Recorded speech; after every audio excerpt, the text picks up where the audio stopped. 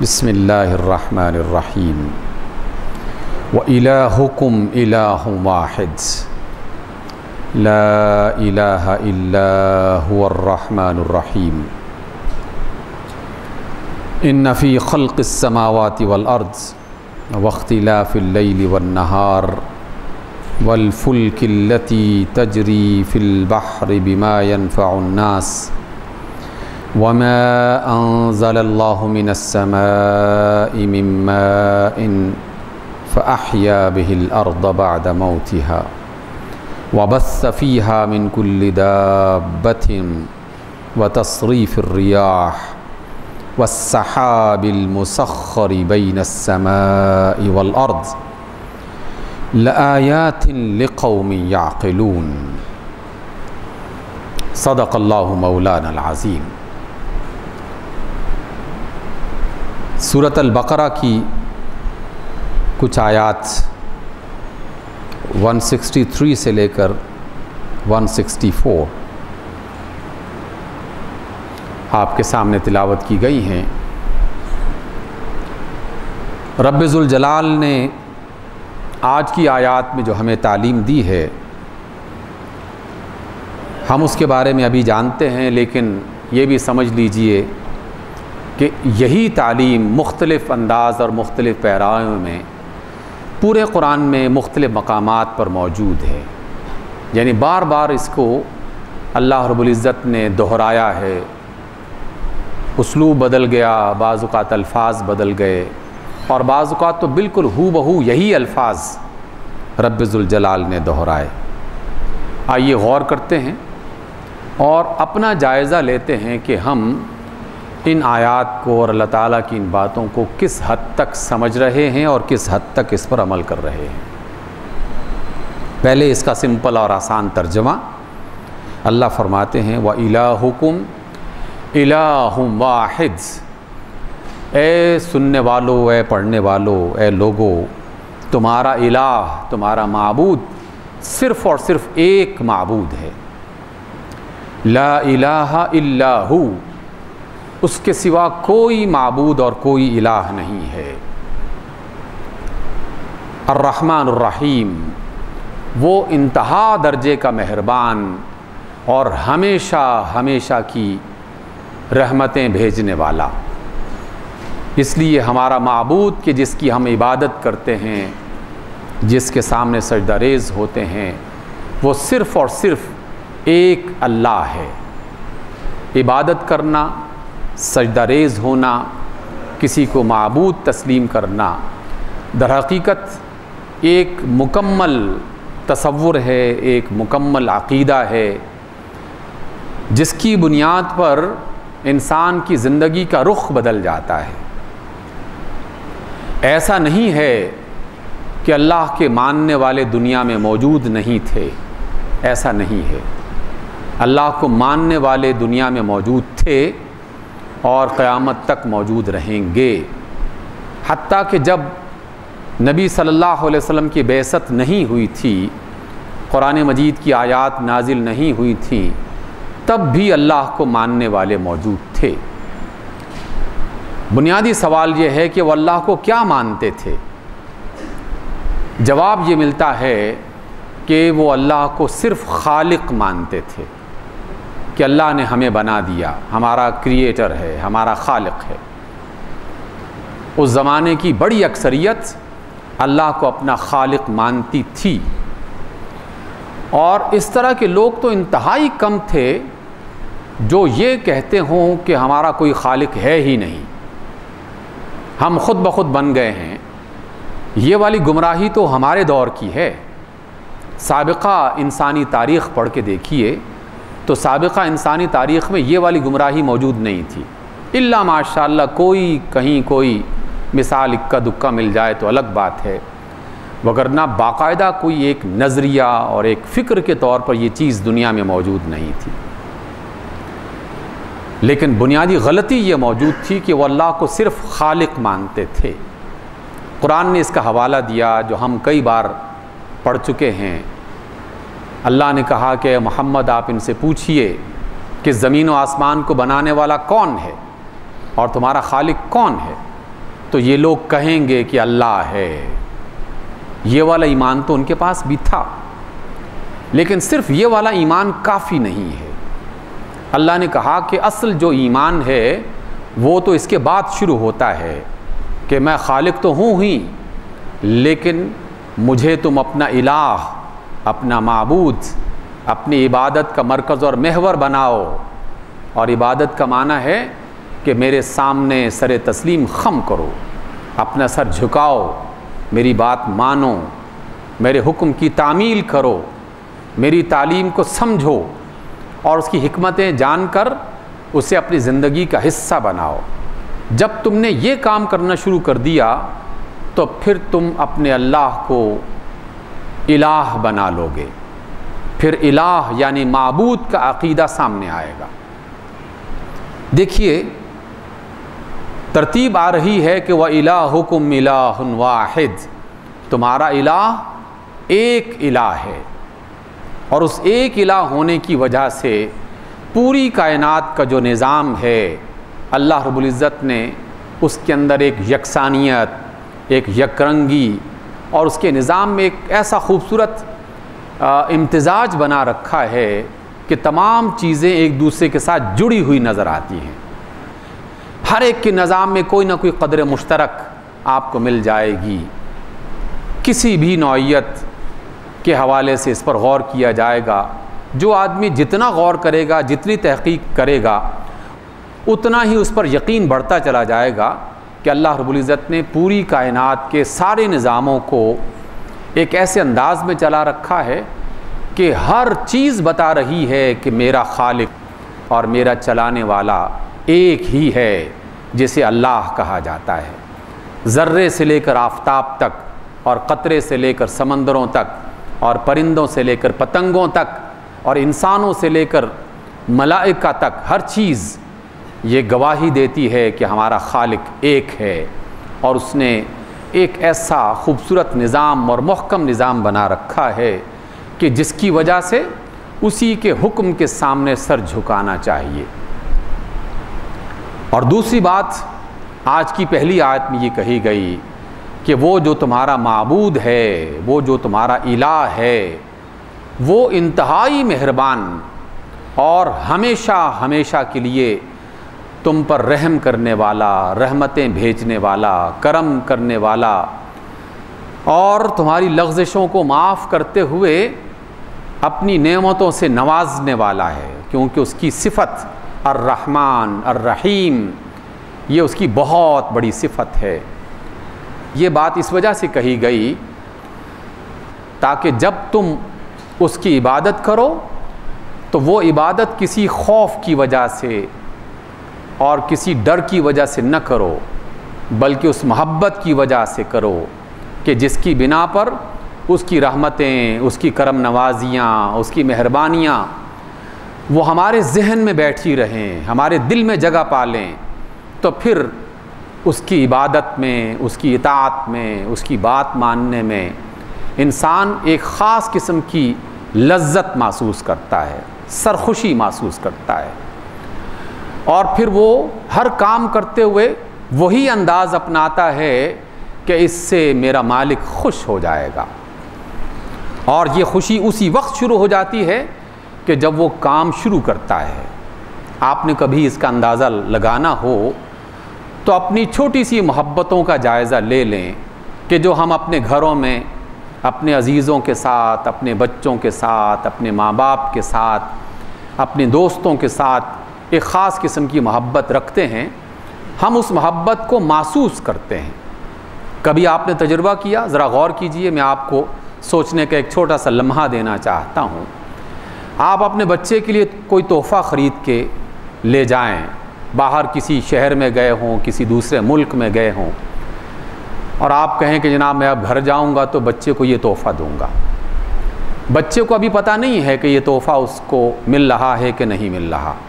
اس کی خوشی تو اس وقت شروع ہوگی جب وہ تحفہ مل جائے گی، لیکن آپ کی خوشی کب شروع ہو جائے گی؟ جب آپ وہ تحفہ خرید لیں گے۔ جیسے ہی آپ نے تحفہ خریدا، اس کے درمیان میں وہ پہنچنے میں چاہے دن لگ جائیں، مہینے لگ جائیں،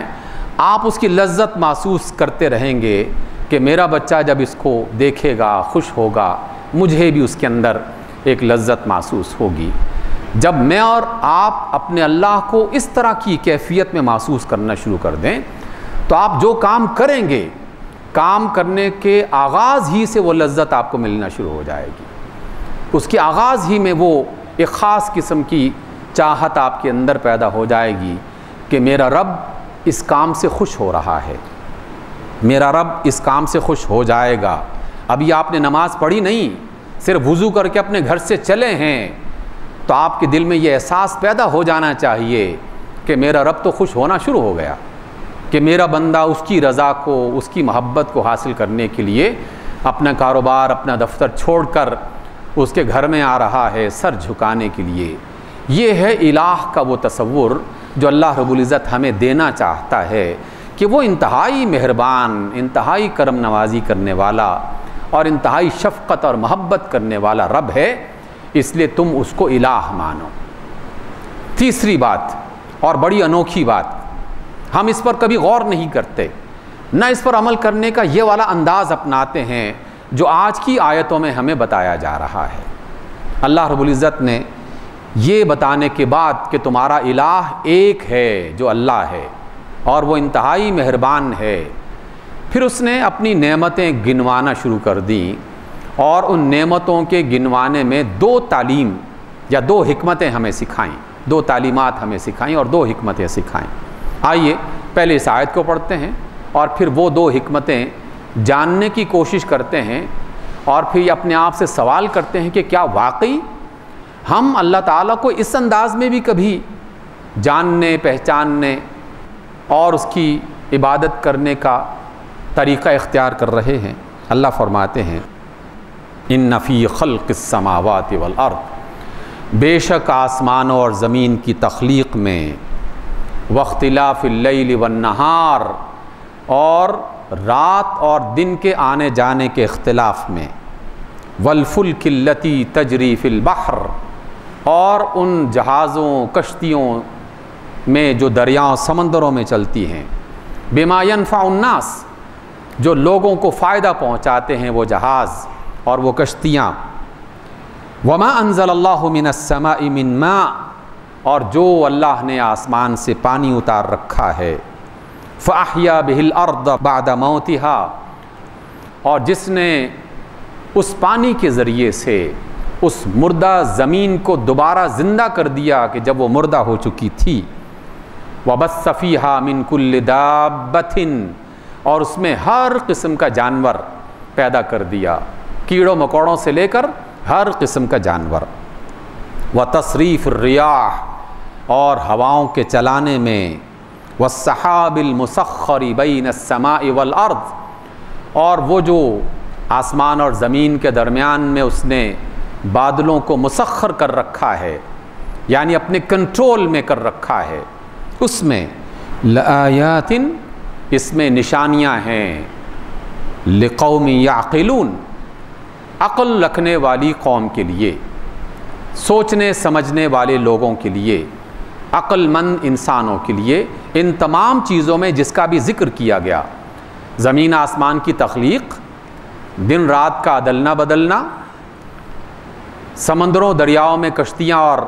چلا کر تجارت کرنا، نفع حاصل کرنا، ہواؤں کا چلایا جانا، پانی کا اتارا جانا،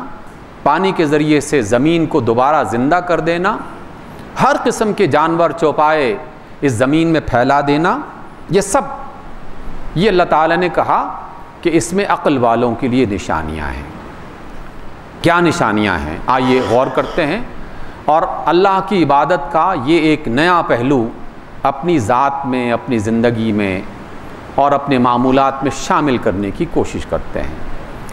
پہلی حکمت یہ ہے کہ یہ تمام چیزیں اس بات کی گواہی دے رہی ہیں کہ یہ سب اللہ تعالیٰ کے کنٹرول میں ہے، اس کے نظام کے تحت یہ سب کام ہو رہے ہیں۔ کوئی بھی چیز بے سبب، بے وقت، بے وجہ نہیں ہو رہی۔ ایسا نہیں ہے کہ بادلوں کا جب دل چاہے گا وہ آ جائیں گے، ہوائیں جب چاہیں گی چل پڑیں گی، سمندر جب دل چاہے گا موجیں مارنے لگیں گے،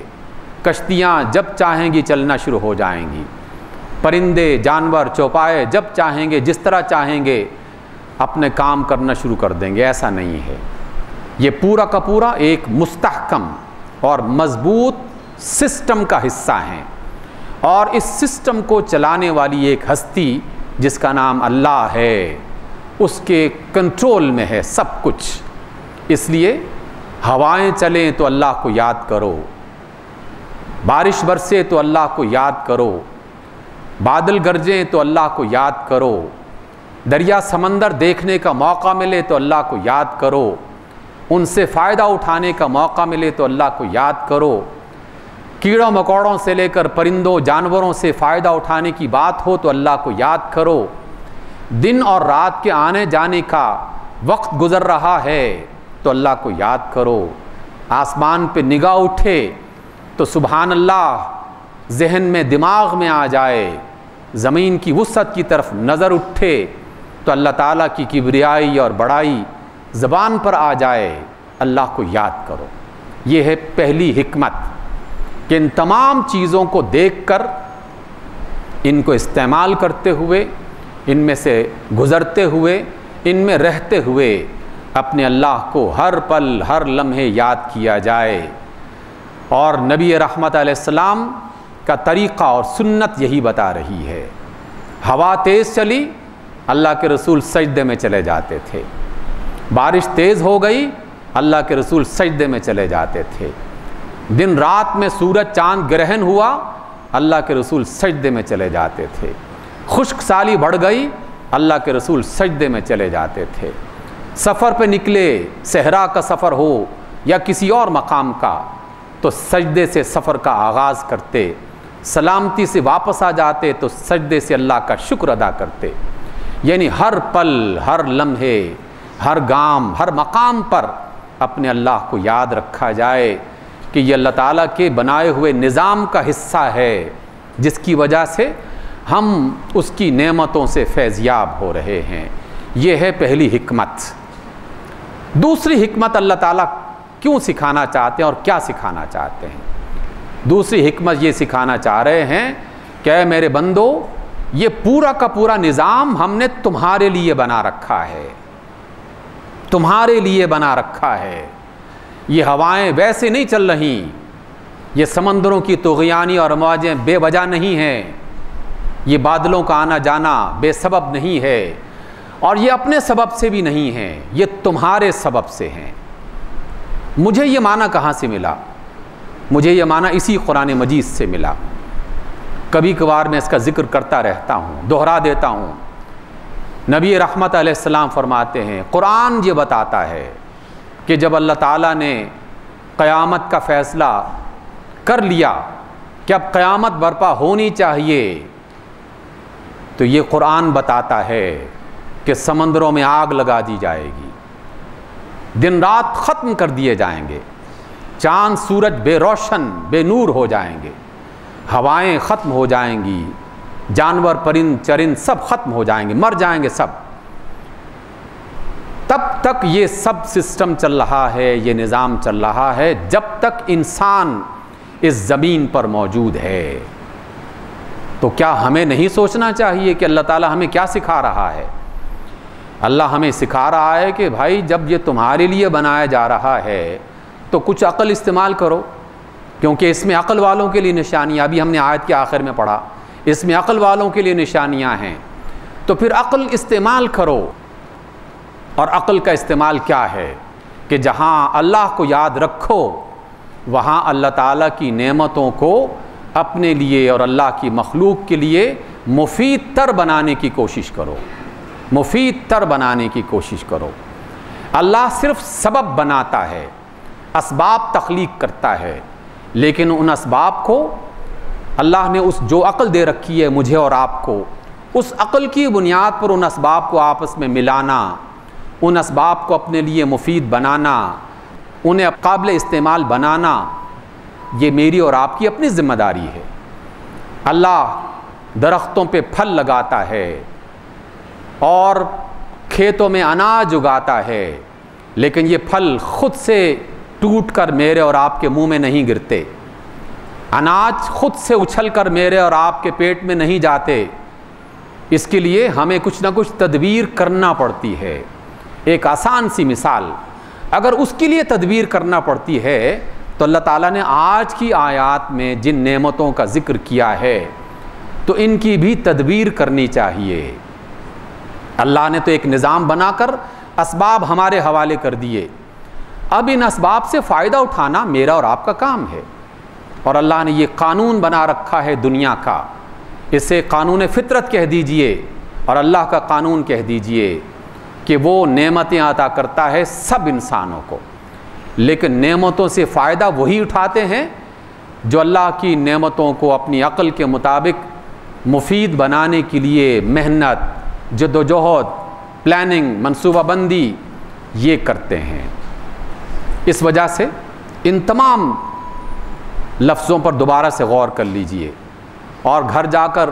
سورۃ البقرہ کی آیت نمبر 164 یہ دوبارہ سے پڑھ کے دیکھ لیجئے، اور پھر جہاں جہاں آپ کی آواز پہنچ سکتی ہے ان افراد تک کہ جو پلاننگ کرنے والے ہیں، ان افراد تک جو عمل کرنے والے ہیں، ان افراد تک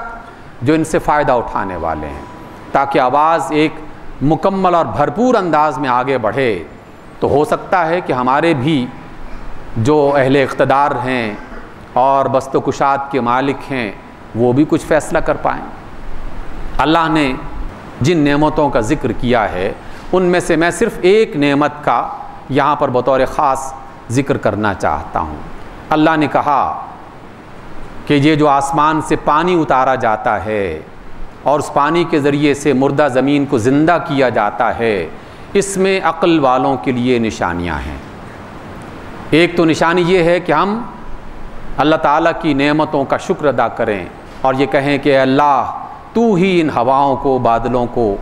چلانے والا ہے، چشموں کو جاری کرنے والا ہے، دریاؤں کو بہانے والا ہے،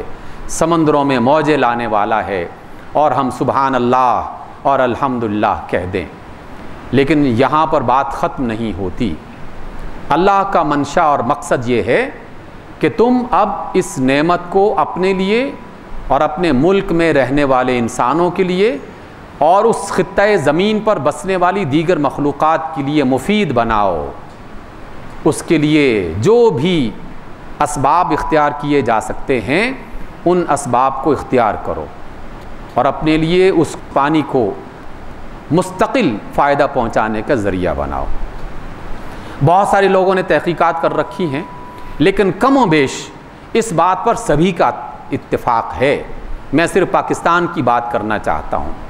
صرف پاکستان میں ہر سال 25 سے 30 ملین ایکڑ فٹ پانی انسانوں کے استعمال کے بغیر سمندر میں چلا جاتا ہے۔ 25 سے 30 ایکڑ فٹ، اور ایکڑ فٹ ہر بندے کی سمجھ میں آ جائے گا کہ 1 ایکڑ زمین اور اس میں اتنا پانی جمع کر دیا جائے کہ 1 فٹ کے برابر اونچا ہو جائے۔ اتنا پانی ہر سال سمندر میں چلا جاتا ہے۔ کیا اللہ نے بخل سے کام لیا ہے؟ کیا اللہ تعالیٰ نے ہم پر ظلم کیا ہے کہ ہماری زمینیں خشک ہیں اور ہم پانی کو ترستے ہیں؟ اللہ نے ظلم نہیں کیا۔ ظلم ہم نے کیا کہ ہم نے اس عقل کو استعمال نہیں کیا کہ جو اللہ نے مجھے اور آپ کو اور اس ملک کے منصوبہ بندی کرنے والوں کو عطا کر رکھی ہے۔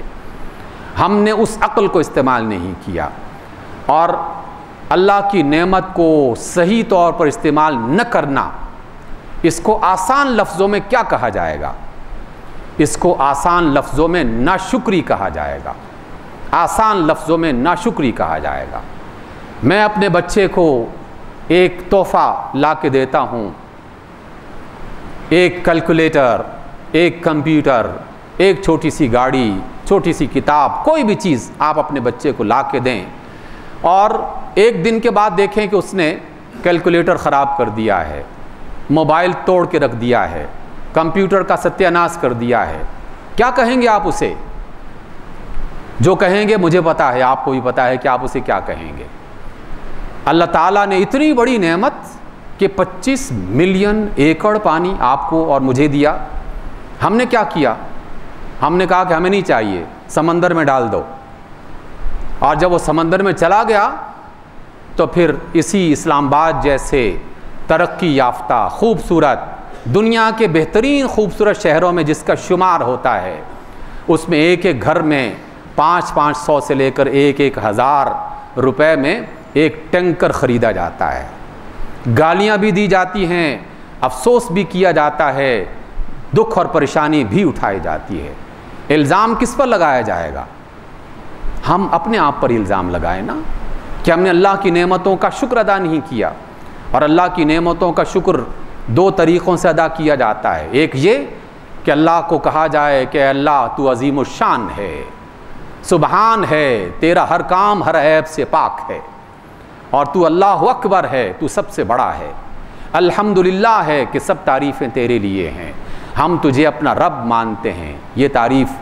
لیکن اس کا اگلا کام بھی کرنا ہے کہ اللہ تو نے یہ نعمت مجھے دی، اب میں اس نعمت کو صحیح استعمال کروں گا، اپنے لیے بھی اور تیری دیگر مخلوقات کے لیے بھی۔ دوش ہمیں اپنے آپ ہی کو دینا چاہیے، اللہ کے ساتھ پھر وہ والا سلوک اور وہ والا تعلق نہیں کہ جو ہم بعض اوقات نادانی میں کر بیٹھتے ہیں، پھر شکوہ شکایت کہ ساری مصیبتیں ہم مسلمانوں کے لیے۔ نہیں، ایسا نہیں ہے، اس کے پیچھے اس سبب کو بھی تلاش کرنا چاہیے جو قرآن ہمیں یہ بتاتا ہے۔ اگر یہ والی آیت اس لفظ پر ختم نہ ہو رہی ہوتی تو میں یہ ساری وضاحتیں نہ کرتا۔ اللہ نے کہا کہ اس میں عقل والوں کے لیے نشانیاں ہیں۔ عقل کا تقاضا یہ ہے کہ اللہ کی نعمتوں پر اس اللہ کو یاد رکھا جائے، اور عقل کا تقاضا یہ ہے کہ اللہ کی ان نعمتوں کو صحیح استعمال کرنے کی کوشش کی جائے۔ اس لیے آج کی اس گفتگو کا آخری جملہ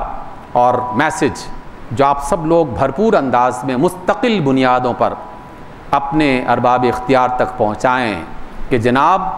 یہ پانی کی نعمت جو اللہ رب العزت اس سرسبز زمین کو دے رہا ہے، اس کو محفوظ کرنے کا بندوبست کرو، وگرنہ جس نعمت کی ناشکری کی جائے گی تو نعمت دینے والا اس بات پر ناراض بھی ہو سکتا ہے۔ اللہ تعالیٰ مجھے بھی توفیق دے اور آپ کو بھی۔ اقول قولی ھذا واستغفر اللہ لی ولکم۔